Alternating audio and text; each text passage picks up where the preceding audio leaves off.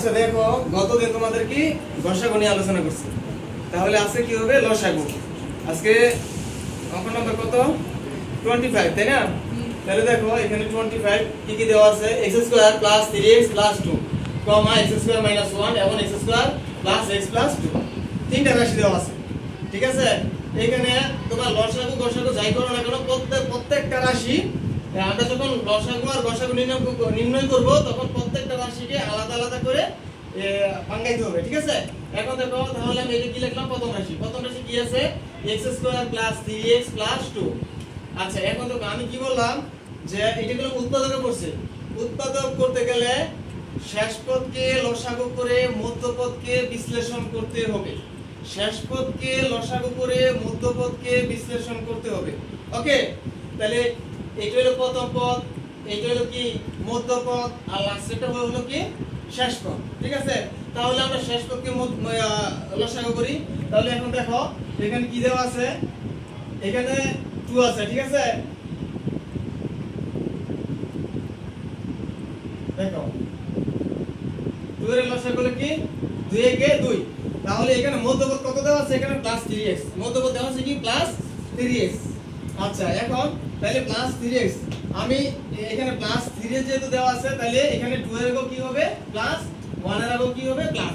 যদি বলতো x² - 3x + 2 তাহলে কি করতাম, আমি এই 2 এর আগে মাইনাস দিতাম, 1 এর আগেও কি মাইনাস দিতাম। ওকে, আচ্ছা এখন দেখো আমি গতদিন একটা কথা বলছিলাম যে তোমার উৎপাদকের পদগুলা যখন বসামু বড় সংখ্যাটা প্রথম হবে, ছোট সংখ্যাটা তারপরে হবে। ওকে, তাহলে দেখো এখানে কি আছে x² প্লাস এই যে এখানে কি আছে 2x + x + 2। আচ্ছা এখন দেখো এখানে আছে x², এখানে আছে 2x, দোনো পদে x আছে।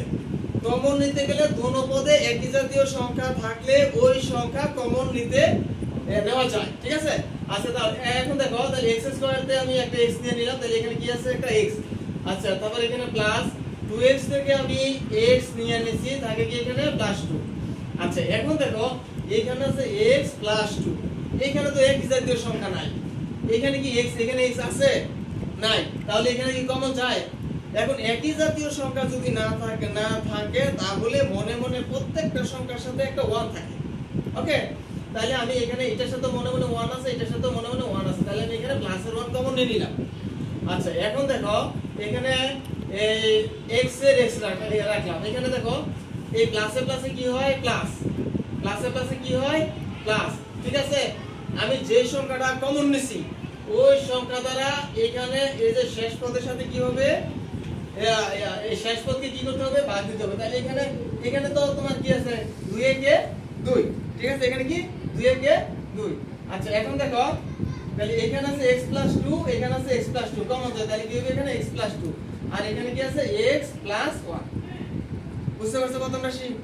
আচ্ছা দ্বিতীয় রাশি কি বলছে, এখানে দ্বিতীয় রাশিটা বললো কি তোমার x² - 1। আমরা একটা সূত্র জানি, এটা তোমরা জানো কি a² - b² = a + b * a - b। আমরা জানি একটা সূত্র, এটা কি a² - b² = a + b * a - b। আচ্ছা তাহলে দেখো তো এখানে x এর উপর স্কয়ার আছে, 1 এর উপর কিছুই নাই, আছে কোনো সংখ্যা আছে, কোনো পাওয়ার আছে? 1 এর উপর কোনো পাওয়ার নাই।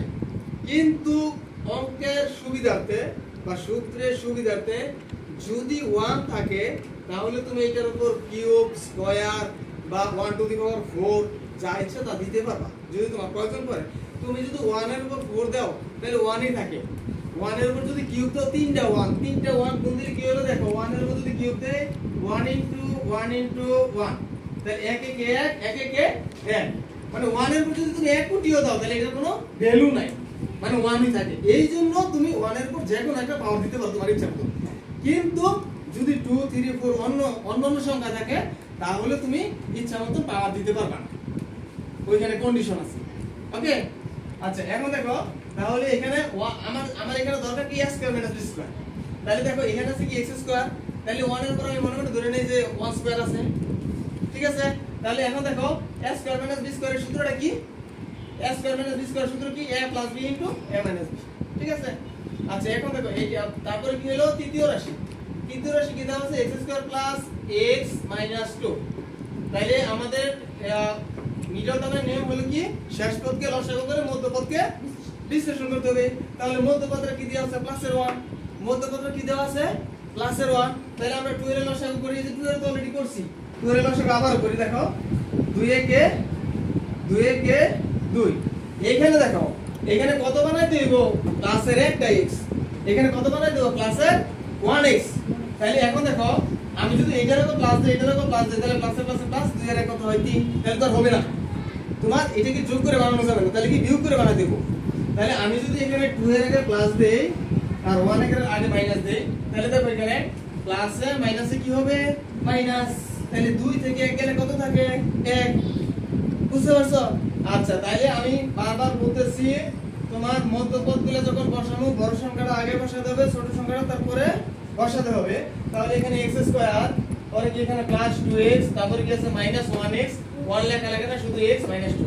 এখন এখান থেকে কমন নিব, এখান থেকে কমন নিলে এখানে দেখো এখানে x আছে এখানে x আছে, x কমন নিলাম থাকে কি 2টা x থেকে একটা x নিয়ে নিচে থাকে কি একটা x, পরে এখানে কি প্লাস এখানে কি 2। আবার এখান থেকে কিছুই কমন যায় না, তাহলে মনে মনে প্রত্যেকটার সাথে একটা 1 থাকে। তাহলে আমি এখান থেকে কি 1 কমন নিলাম, তাহলে এখানে থাকে x, পরে কি দেখো এই কমন নেওয়ার ক্ষেত্রে এই চিহ্ন আর এই চিহ্ন কি করতে হবে গুণ করতে হবে। গুণ করার পরে যে গুণফলটা হয় এটা এখানে মাঝখানে বসাতে হবে। এখন তো এখানে মাইনাসে মাইনাসে কি হবে প্লাস, তাহলে এখানে 2x 2, ঠিক আছে 2x 2। এখন দেখো এখানে কি আছে x 2 কমন যায়, এখানে কি x 2 আর x 2 কি হয় কমন যায়, আর বাকি থাকে কি x 1, ঠিক আছে। তাহলে আমাদের এটা জানি কি করতে হবে লসাগু নির্ণয় করতে হবে, তাই না? আমাদের এটা কি লসাগু নির্ণয় করতে হবে। আমি গতকালকে বলেছিলাম যে তোমার লসাগু নির্ণয় করতে গেলে শুধু কমনটা নিতে হবে, আর লসাগু যখন করব তখন কমন আনকমন সব নিতে হবে। Do you understand? আচ্ছা এখন দেখো তাহলে আমরা নেই, তাহলে দেখো তো এখানে কি আছে x 2, এখানে কি আছে x 2, এখানে x 2 আছে, এখানে x 2 আছে, এই যে আছে। তাহলে দুইটাতে এখানে তুমি দেখো এখানে খেলতে রাখো প্রত্যেক রাশিতে সর্বোচ্চ কয়টা আছে সর্বোচ্চটা নিতে হবে, আর লসাগুর ক্ষেত্রে প্রত্যেক রাশিতে সর্বনিম্ন কোনটা আছে ওটা নিতে হবে। ওকে, তাহলে এখানে সর্বোচ্চ তো এখানে x 2 একটা আছে, এখানে x 2 একটা আছে, তাই না? এখানে x 2 একটা আছে, এখানে x 2, তাহলে নিলাম আমি কি x 2।